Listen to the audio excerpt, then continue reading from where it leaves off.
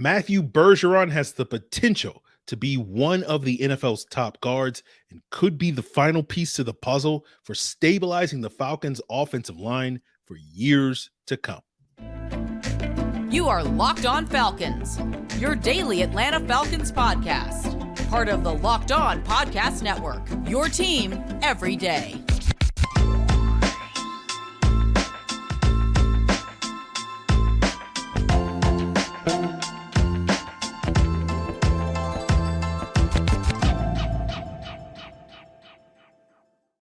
So, guys, you know me. I'm Aaron Freeman, a.k.a. Mr. Drew, a.k.a.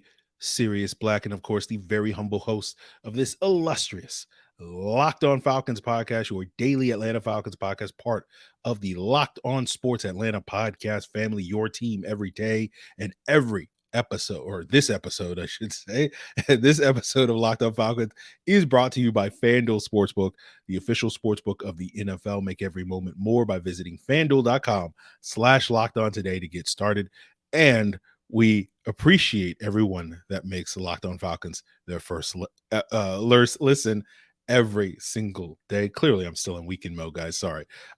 Recording this on the Sunday before Memorial Day here in the States. But appreciate all the everydayers that make Locked On Falcons their first listen each and every day. Make sure you follow on YouTube or subscribe on your preferred podcast platform.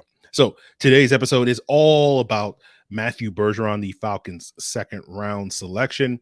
And we'll talk about, my thoughts on him as a player, my projection for him and what he could do here in Atlanta and potential he has in the NFL. And, having gone through, watch 10 of his games from this past year at Syracuse, I have a very positive, outlook for Matthew Bergeron, but we'll break down sort of the specific reasons why.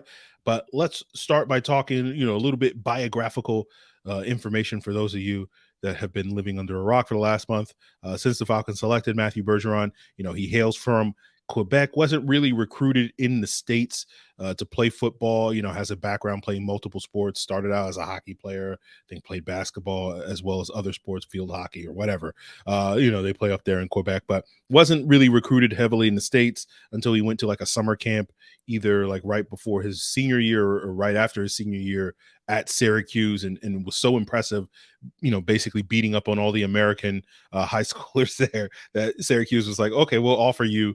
And he wound up going to Syracuse, went on to be the first true freshman to start at offensive tackle at Syracuse since 2002, wound up starting 39 games there, most of them at left tackle, beginning his career as a right tackle, starting 8 games at right tackle across his first 2 years, and then moving to left tackle and being a model of consistency and durability, wound up, getting noticed by the Senior Bowl, was a participant there, primarily got looks at left tackle during the practice week there, but did get some reps at left guard. And, Bergeron's a good athlete, has a high relative athletic score, or RAS or RAS score, whatever you want to say, call it, in terms of his impressive agilities and a solid vertical leap, a 9.82 RAS score as a guard, a 8.73 as a tackle. So clearly, an elite athlete when you compare to most guard based off of relative athletic score, has experience playing in a zone scheme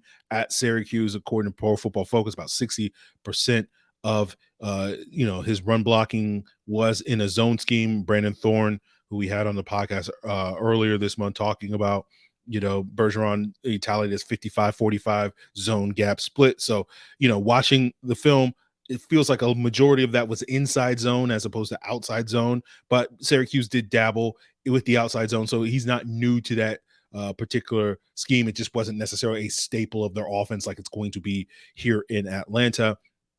But he checks the athleticism boxes that you like in that outside zone scheme, primarily as a guard. You're looking for the ability to make those reach blocks, which require athleticism, the ability to climb to the second level, and sort of basically be that heat-seeking missile that can, take out linebackers, that can create those extra creases and cutback lanes for those running backs on the second level. He has that athleticism. He just needs to do a better job, in my opinion, adjusting to moving targets in space when he's making those second level blocks.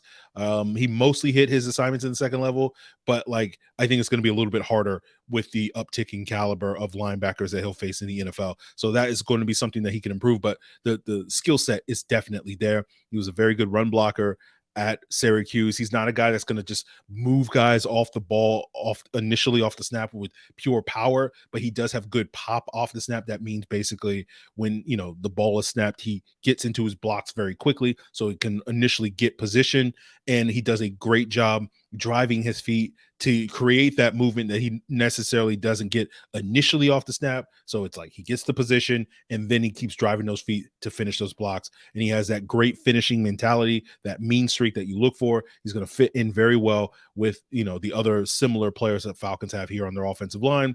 His pass protection was mostly solid at the left tackle position. He did have issues regularly against power. This past year, I counted 23 quote unquote losses across the 10 games I watched from him this past year, and those are sacks, hits given up, pressures, hurries, all that stuff and more. And about 60% of those losses came as a result of some power-based move, whether it was a long arm, whether it was a bull rush, or those types of moves. 13% of that was against speed, 9% was an inside move, and the remaining percent was other, right, as I tallied.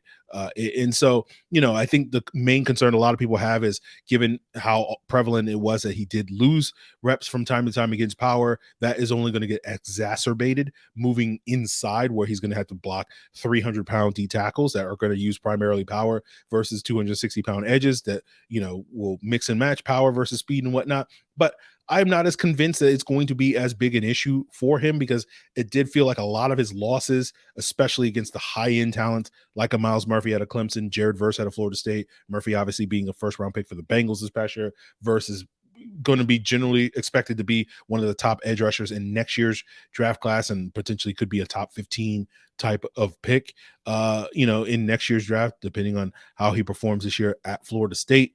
Those were the guys that gave him the most problems, and obviously that was the high-end talent. And so I'm not as concerned with him, against lesser caliber players.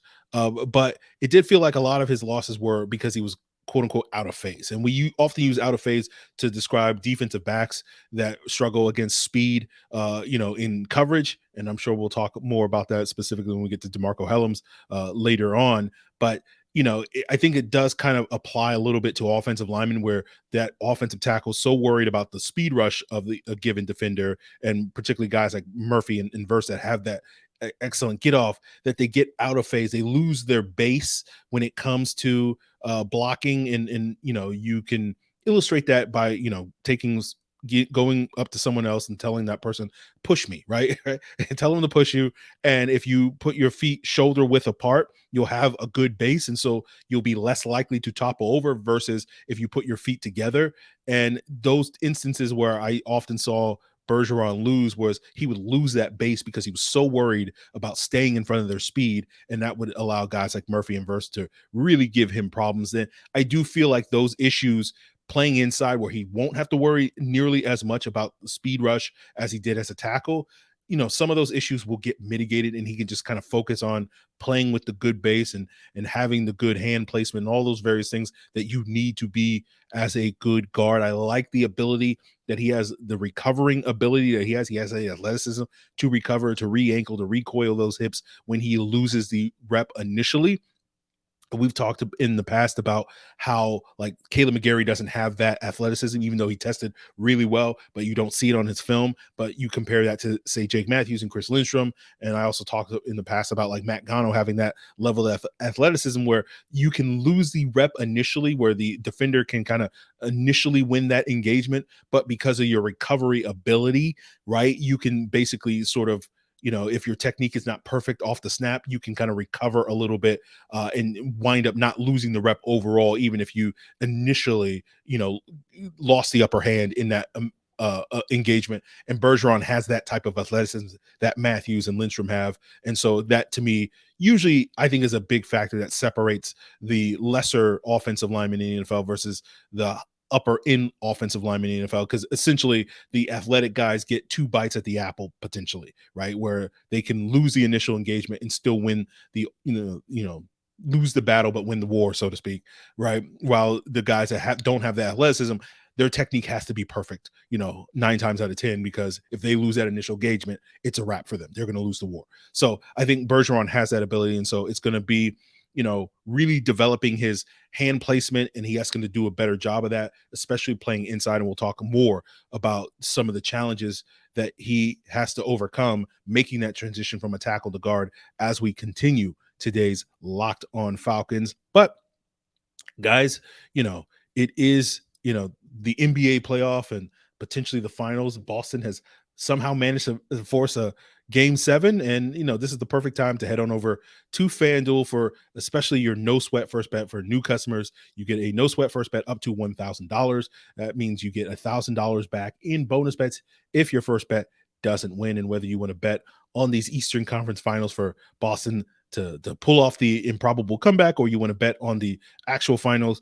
when whoever wins this Boston-Miami battle, faces Denver in the NBA finals, or whether you want to bet on the NBA draft, you want to bet on the NFL upcoming season. Of course, you can bet on Major League Baseball. And the great thing about FanDuel, whether it's baseball, basketball, or whatever, you can create this parlay builder. And with baseball, it allows you to combine bets, how many runs, hits, and homers that you think a specific player will have. And with the basketball, it's how many points, rebounds, assists, all that and more. So it's a great way to bet a little to win a lot, like you can in a parlay. And so there's no better place to bet for the playoff action or MLB action or football action than America's #1 sports book. So visit FanDuel.com/lockedon and you'll get a no sweat first bet up to $1,000. That's FanDuel.com/lockedon. FanDuel is the official sports betting partner of the NBA. So when we talk about the transition that a tackle has to go from guard, we talked about this a couple of years ago when we were talking about this with Jalen Mayfield, and why I was very skeptical about Mayfield making that successful transition, because, playing inside, it happens quicker and it's more about your hands and whatnot. And outside, what happens when you play as a tackle is the defensive end is going to, you as an offensive tackle, as well as the defensive end, is often going to have multiple steps before the initial engagement happens. And you have to decide. So you can basically process, okay, what is this guy setting up? What move is this pass rusher going to try to pull on me? And you can kind of counter that. There's a little bit more of a head game, right? But on the interior, right, that engagement's going to happen within the first step. Right. And so things happen quickly. And so typically on the interior, you have to be a little bit more aggressive, because the guy who can kind of initiate that engagement has the advantage there. But you can't be too aggressive, because defensive tackles, especially good ones, will basically, if you try to shoot your hands, they'll swim move you and you'll get overextended. And obviously playing interior, you're going to have a quicker path to the quarterback. So you have to kind of not say slow play it, but you have to basically figure out a way to not get beat quickly, because that's going to be a sack every single time with the short distance that a D tackle has to cover to the quarterback versus a defensive end and whatnot. And so I think Bergeron's going to have some ups and downs. It's going to be a little bit of a baptism by fire making that transition this year, given some of the D tackles that he's going to face, guys that predominantly line up against the left guard. You have Jonathan Allen on the Falcons schedule, Quinnen Williams, DeForest Buckner, Vita Vea. You also have others like Jeffrey Simmons and Kenny Clark that spend both times on either side of the offensive line, or on the defensive line. And one would imagine, if you're Tennessee, let's put Jeffrey Simmons against the rookie, right? Especially if he, in the previous weeks got a little bit worked by Jonathan Allen and Vita Vea, rather than putting Jeffrey Simmons against Chris Lindstrom. And that will be something that you could take advantage of. Kenny Clark is another good interior D lineman that the Falcons will have to face this year. So it will be a baptism by fire. He will get tested against some of the premier D tackles in the NFL this season. So I would expect ups and downs. And so the thing that Bergeron's going to have to work on is really improving that technique and hand placement. That's going to really matter on the interior. I thought Bergeron had a tendency to be very high on his hands. He would put his hands on the outside shoulder of pass rushers' pads. And part of me wonders if that's going to be an issue, but part of me also thought that was going to be an issue for Creed Humphrey when he got to the NFL. And it was why I wasn't as high on Creed Humphrey as other people, but it has basically been a non-issue for Creed Humphrey. He's been one of the best centers in the NFL since entering the NFL. And so, I'm hopeful that that won't be an issue for Bergeron, but it'll be something to keep an eye on. And so he's going to just have to master where he puts his hands, the placement, all that stuff, timing his punches, all these various things on the interior. That's going to be much more meaningful inside than it was outside. But you see flashes of him doing it right on film at Syracuse. And like one example of it was like against Jared Verse in the Florida State game. And we talked with Brandon Thorne of Trench Warfare, talking a little bit about pass rushers that sort of tempoed their moves, gave Bergeron the most trouble. And I think Verse was a great example of that, because early on you saw Verse kind of beat him with power, but then Bergeron countered by like shooting his hands and being more aggressive with his punch to stonewall that power, right? But then Verse countered with that, where he like chopped his hands when he tried to punch him and got a sack against Bergeron. And so, while that is an instance of Bergeron losing multiple reps against Jared Verse, I like the fact that we saw him make that adjustment early in the game. That to me is very promising about his potential, that he's not just a guy that's just out here just like making it up, like he's figuring out, he's playing the chess match, and that's going to have to be refined. And that's going to be something that we'll have to sort of see what develops for him in the NFL. But that to me is a very promising sign, that you will see that development in that ability to be able to match wits with some of these interior pass rushers that are going to throw various things at him, like we saw him do against Jared Verse. So I think Bergeron has the skill set to be a very good guard in the NFL. He checks all the boxes that you want to have checked to see a successful transition from tackle to guard. It's going to take some time in development. And, I think one of the reasons why I'm optimistic that we will see that development is due to the presence of Falcons offensive line coach Dwayne Ledford, who did an outstanding job. If you've been listening to this podcast for any amount of time over the last 6+ months, we've been, waxing poetic about what an incredible job that Dwayne Ledford pulled off last year. Borderline miracle, all these various things, and, sort of solidifying himself as potentially one of the top offensive line gurus in the NFL. And, this is a stark change from, I think a big reason why the Falcons have not had a lot of success developing offensive linemen, under previous regimes and in the current regime, is just because they just did not have great coaching along the offensive line for the better part of the last decade. And that's been a big factor why, players haven't developed. So I feel a lot more optimistic about Bergeron's ability to develop with Dwayne Ledford. But we'll talk a little bit more about what types of players Bergeron could develop into when we get into the floor, the eye level, in the ceiling comparisons, where I look at several NFL players, active NFL players, that project where I think Bergeron could be as an NFL pro in terms of what his max potential is, what his floor is entering the NFL. And we'll get into all of that, guys, as we continue and wrap up today's Locked On Falcons. But before we get there, I do want to give a shout out to all my everydayers that make Locked On Falcons their first listen. Continue to check out this episode. I don't know exactly what we're going to do on tomorrow's episode. We might talk with Locked On Bama about DeMarco Hellams. That may be what's on deck for tomorrow, but we'll figure out something. So continue to make Locked On Falcons your first listen each and every day. Subscribe on YouTube or wherever you listen to podcasts.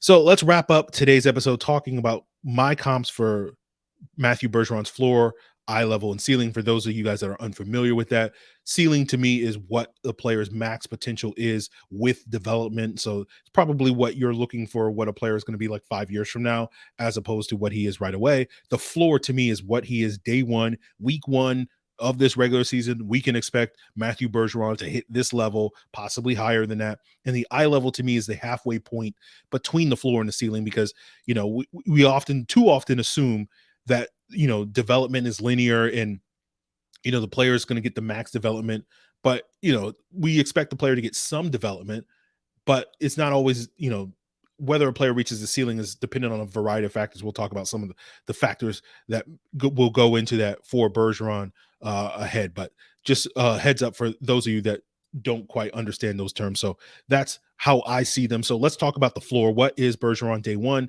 The comp I have for him is former Falcon guard Elijah Wilkinson. Like Bergeron, Wilkinson was a college tackle at UMass, converted to guard early in his career, but then eventually was moved back to right tackle due to an injury to the Broncos starter in 2019, Jawan James, and then James opted out to the COVID the following year, and Wilkinson continued to play right tackle. Was iffy at that position, but we saw early in his career when he played guard, and obviously this past year in Atlanta when he returned to guard was fairly solid. I had expectations for Wilkinson entering the year that maybe he would be an upgrade over Jalen Mayfield, but would similarly be a liability like Jalen Mayfield was throughout his rookie season in 2021. But I don't think Wilkinson was that liability, right? I think you could certainly make the case, and I certainly made the case that he was probably the weakest starter on the Falcons starting five, but I wouldn't call, Wilkinson a weakling. He was a competent starting, replacement level starter for the Falcons and got the job done when he was healthy. And I feel like that's going to be Bergeron's floor coming into the NFL. He's going to have his ups and downs like Wilkinson had. You're going to see some growing pains as he makes that adjustment playing inside, this year. But I think the thing you like about Bergeron over Wilkinson is he doesn't have the same athletic limitations. Wilkinson was not a poor athlete, but he was not necessarily the type of athlete that could excel in the Falcons outside zone scheme. That should not be an issue for Bergeron, as we stated before, a high-level athlete. And, I think you'll see some struggles despite, having that athletic skill set. And so you won't necessarily see Bergeron take full advantage of that athleticism in year one, but as time wears on, you'll see it. And one of the goals that you're hoping to see over the course of Bergeron's rookie season is that cohesiveness and cohesion grow on the left side of the offensive line, like we've seen for the last several years on the right side with Chris Lindstrom and Caleb McGarry. We didn't quite have that with Wilkinson and Matthews this past year. We haven't really had that with Matthews in any of the left guards because it's basically been a revolving door at that left guard position the last couple of years. And you're hoping that, with Bergeron here, it will have that stability and that will grow over the course of this year and into the future. So I think there will be some growing pains, but as I said earlier, Bergeron did a great job adjusting to stunts and whatnot. And so that has been a problem for the left side of the offensive line for several years when teams have thrown stunts at that side versus the right side, where it has mostly been a non-issue because of that cohesion that Lindstrom and McGarry have. And so we're hoping to see something similar for Bergeron and Matthews on the left side. And if that does develop, you like the potential for Bergeron to hit his potential ceiling, which my comp for him was Joe Bitonio. Bitonio was a 3-year starter at left tackle at Nevada. Did not necessarily have the ideal height or length to play tackle in the NFL, was drafted by the Browns in the second round back in 2014, then under the, some offensive coordinator by the name of Kyle Shanahan, so fitting in that outside zone scheme. Now, Bitonio turned into a very good, effective pro right away in the NFL, and then over time, Cleveland shifted from an outside zone scheme to more of a gap scheme, which you saw especially the last couple of years under Kevin Stefanski, despite Stefanski having that Kubiak background, having a similar influence as Shanahan in that West Coast offense in his offense. But Cleveland has been more of a gap scheme in recent years, and it didn't matter whether it was zone or gap. Bitonio has been an outstanding guard in the NFL, one of the top left guards in the NFL, has made 5 consecutive Pro Bowls the last 5 years, has been consistently graded among Pro Football Focus top 3 left guards in those 5 years, earning a better overall grade than who is widely considered the best left guard in football, Quentin Nelson, the last 2 years specifically. And what has fueled Bitonio's success in the NFL has been outstanding pass protection. He's graded out as one of the top 10 pass protecting guards in the NFL, according to PFF, almost every single year of his NFL career. And while I don't expect Bergeron to have that same immediate success in terms of pass protection right away in his NFL, I do think the potential is there again with the development if he can get there. And so once he gets more comfortable playing guard in time, I could see, Bergeron being a high-level pass protector similar to Joe Bitonio. And that's where, when we're talking about a ceiling projection, we're talking about what a player could be at his max extent in the perfect environment for development, that sort of, nurture situation. And we'll see if Bergeron can get there. But like, if he does get there, it's probably, we're talking about 3, 4, 5 years from now, where we're talking about, we know offensive linemen typically make a leap in year 3 or year 4, while most other positions are usually making that leap in year 2. We saw that with, Lindstrom and Gary the last couple of years. So that's where I'm kind of expecting, if Bergeron is going to become that Bitonio type, that's we're years away from that. And so, Bitonio succeeds because he's athletic and he, has some of the best technique and is one of the most consistent blockers in the NFL for that reason. Bergeron has the athleticism, but he doesn't have the consistency or the technique at this point in time. And that's going to be something that he's just going to develop. And again, because of the presence of Dwayne Ledford, you feel hopeful and optimistic about that. But, part of me does wonder, okay, how long can we expect Dwayne Ledford to be here, right? Been an offensive line coach for 15 plus years, but has never been in one spot for more than 4 years. That was 4 years at App State from 2012 to 2015. And, part of that is due to the constant movement that we see with college assistant coaches. And one hopes that now that Ledford has reached the quote unquote pinnacle of coaching with, being an offensive line coach specifically for the Atlanta Falcons. Of course, you can't do better than that, right? Because you will definitely be challenged here in Atlanta coaching up offensive linemen and blockers here. But you do wonder, will coaching attrition be a thing in the future? And all of a sudden, that affects Bergeron's long-term projection because, the potential is there differently for what Bergeron can be if he gets 5 years of tutelage under Dwayne Ledford versus 1 or 2 years. So that, will be something to keep an eye on in the future, but obviously we don't know the answer to that. What was also notable about the comp between Bergeron and Bitonio is that Bitonio spent the first 4 years of his NFL career playing next to the best left tackle in football in Joe Thomas. And I'm sure that also did wonders for Bitonio's development, having that stable presence next to him and one of the most technically sound left tackles in the game. Jake Matthews isn't quite on Joe Thomas's level, but Jake Matthews is a very technically sound and one of the better left tackles in the game. So I do think that will have probably not the same degree, but a similar positive impact on Bergeron's development. And so the question is, we know Jake Matthews is locked in for at least 2 more years here in Atlanta, but does he play another 3 or 4 or 5 more years, on top of that? And that I think will also be a factor in whether Bergeron can reach his full ceiling playing beside a player like Jake Matthews. And so, if someone ran up to me claiming to be from the future and saying Matthew Bergeron wound up playing a decade plus in Atlanta, went to multiple Pro Bowls, turned into one of the better guards in the NFL for a large chunk of that time in Atlanta, I would actually believe that person is actually from the future. But, at this point in time, it's a, shot in the dark at this point in time. And so I think the more realistic outcome for Matthew Bergeron and what he will turn into is that eye level comp. And for me, that was Rodgers Saffold.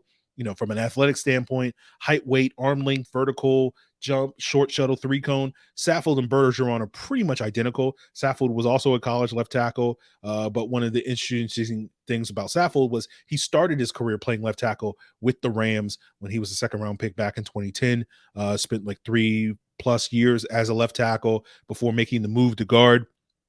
Now, what's interesting about Saffold, despite his late career reputation for being this sort of super physical run blocking pile mover, the big concern about Saffold was play strength coming out of college. I remember I went back and looked at my notes from him during his days at Indiana, and I was like, yeah, he's not a guy that's going to really create movement. He's an outside zone ideal guy, and there's similar parallels, but I do think Bergeron doesn't have as many concerns about Saffold in that arena that Saffold had coming out. And so, again, that's an area that some people question with Bergeron, but Saffold proves that is an area that can get better. Now, Saffold started out his career as left tackle, then eventually the Rams. He was solid, I guess you could say, as a left tackle, but the Rams thought they could do better. They brought in Jake Long. He did better. Then he got hurt. Then they drafted Greg Robinson. He did not do better. And then they eventually, went with Andrew Whitworth, and Saffold all that time was playing next to all 3 of those guys at the left guard position, then eventually signed with the Tennessee Titans back in 2019 and is infamous, I guess you could say, among Falcon fans, because you look at the 2 offseason signings that the Falcons made that year, James Carpenter and Jamon Brown, roughly the equivalent of the combined contracts of those 2 guys was equal to what the Titans gave to Rodgers Saffold. And so a lot of Falcon fans in hindsight, although a lot of people were pushing for the Falcons to sign Saffold at the time, sort of look back and say, oh, what could have been if the Falcons had just spent that money on Rodgers Saffold as opposed to, Brown and Carpenter. But, what's interesting about Saffold to me was his body of work up to that point wasn't like that impressive to merit, to me, in my opinion, a huge contract. So, I understand why the Falcons didn't want to pay Rodgers Saffold $11 million a year at that time, because up to that point, like the other player that I was thinking about using as my eye level comp for Bergeron was Justin Blalock. Like up to that point in their careers, like Blalock and Saffold had very similar careers, right? Or we saw Blalock, have 8 solid years in Atlanta. Blalock was also a tackle at Texas in college, comparable athletically to Matthew Bergeron.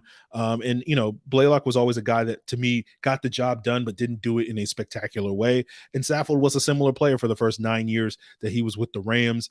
And so, what's notable about Saffold to me is like, it was, from year 8 to plus, like year 8 through 11, that Saffold really kind of took his game to another level, right? But like prior to that, like you could actually argue that like Blalock had the better career of the first 8 years of his NFL career, and so Saffold was able to sort of have this resurgence at 30 plus years old that has led to his trajectory being a little bit better. So when I compare Bergeron to Saffold, it's not necessarily comparing what they're going to be a decade from now. It's more like what Blalock and Saffold were early in their careers, which is a guy that's going to be probably a 2 contract guy, is probably going to settle in to be your 3rd or 4th best offensive lineman depending on the other talent that you have around him, but he's going to be a plug and play starter, that you don't have to worry about that position, in this case, the left guard position, probably for, 7 to 10 years, right? You just basically, okay, well, we'll worry about drafting our new left guard in like 2032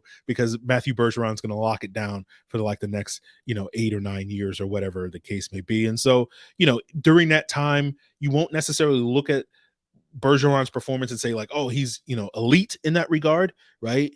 As we said earlier, the potential is there for him to get there, but more than likely he's going to hit in this eye level where he's going to be described as solid, right? He's going to, peak in his 3rd or 4th year and be a solid player. He'll earn a second contract with his play there, but he'll never be the guy that you sit here and say, oh, that's a elite offensive lineman, or he's the reason why the Falcons have a very good offensive lineman, but he's also not going to be a reason that holds back the Falcons offensive line. He's just going to be a guy that does his job, right? And we talk often about how there aren't 160 good offensive linemen in the NFL, right? There's really only like maybe 70 or 80 good offensive linemen in the NFL, and Blalock or Saffold, and I think what Bergeron is likely to be, will be that guy that, gets into that top 70 or 80 that you can, gets above that cutoff line in terms of good offensive linemen. Words, adjectives that will be used to describe him: solid, serviceable, decent, capable, good, but like not going to be a guy that is going to be elite or anything like that. But you feel optimistic that Bergeron is going to turn into that player. That's kind of the player he was at college at Syracuse, just a solid player on mostly a questionable Syracuse offensive line over the years. So you like that ability to kind of develop, independent of, some other players there at Syracuse. You also like, having Dwayne Ledford again and the stability and coaching that he's going to have here in Atlanta. So you feel really good about Bergeron, being one of these pieces. And we know that the Falcons, with Matthews having 2 years guaranteed on his contract, McGarry similar, Lindstrom similar, Drew Dahlman having 2 years left on his rookie contract, you're going to have this stable situation here in Atlanta for the next 2 years where presumably this starting 5 that the Falcons are likely to have will be their starting 5 for the next 2+ years, right? And again, the potential for McGarry and Matthews and Lindstrom and Dahlman and obviously Bergeron to play a lot longer than that. This could be the Falcons starting 5 for like 5 years. And this could be the most stable time for the Falcons offensive line that we've had in a very long time, where you just basically have the same starting 5 guys that wind up starting, potentially, 60, 70, 80 games together. And that can lead to a lot of success for what the Falcons want to do offensively over the next couple of years, whether it's running the football, which is a strength of Bergeron's game, or, developing a passer like a Desmond Ridder or potentially somebody else. So I really like the potential that Bergeron has here in Atlanta to be that stabilizing force at the guard position. The last thing we'll touch upon is the potential that he could eventually move to tackle down the road. That's been one of the sort of selling points on the Bergeron draft selection. I'm not really buying the whole, like, he may be an option at tackle. He could be, right? I feel like he could be a functional tackle in a pinch, right? And what's notable is Bitonio, in a pinch 2 years ago in 2021, had to start like 2 games at left tackle due to injuries to Jedrick Wilson, was solid. Obviously, Saffold was a player that did start games at left tackle early in his career. And like, if I'm projecting Bergeron as a tackle, like, to me, he's more of a Donovan Smith type of guy, formerly of the Tampa Bay Buccaneers, now with the Kansas City Chiefs. It's like a guy that you feel like you could do better than, but you can also do a lot worse than. And so that's kind of what the Rams were with Saffold early in his career. Smith has been that guy for several years. And so I don't really project Bergeron as a go-to option at the tackle position down the road. It's more like, oh, this is usually an indicator that something, either something went really well for the Falcons, like basically Dwayne Ledford really coached his butt off and really developed Bergeron into this Bitonio like a pass protector, and so therefore, this is a sign of a really great outcome for the Falcons with Bergeron's development if he winds up being a tackle, or to me, more likely it's going to be an indicator that something has gone wrong, not necessarily in Bergeron's development, but in a couple of years when the Falcons are searching for a Jake Matthews replacement, which I think is probably a better option to, rather than plugging, Bergeron at tackle, get a guy that you actually think is going to be a high-level tackle as opposed to a guy that is just quote-unquote good enough, like a Donovan Smith, like a Rodgers Saffold, like I think Bergeron is likely to be. So what it means is like, it would mean something went horribly wrong because that option that the Falcons wound up going for in 3 or 4 years doesn't work out. Similar like Greg Robinson, and all of a sudden, like, you're moving back to, well, it's like, Bergeron's our best option, so let's plug him there and then we'll figure it out later. So that's what I mean, where it's like, it's either an indicator that something really went well for the Falcons or something went horribly wrong for the Falcons. And so more than likely, I don't really see Bergeron being that long-term tackle option. That to me is more an indicator that things didn't go well for the Falcons elsewhere along their offensive line, rather than an indicator that Bergeron can play that. So I think he's a long-term guard as opposed to a short-term guard that eventually moves to tackle. But those are my thoughts on Matthew Bergeron. Would love to hear you guys' thoughts on my thoughts, in the comments. Provide your feedback elsewhere via email, lockedonfalcons@mail.com, via social media on Twitter and Facebook, or in the Discord. So that's it for Matthew Bergeron. We'll be back with more draft content and other guests this week on the pod. So continue to make Locked On Falcons your first listen. Really appreciate that. Yep, that's it.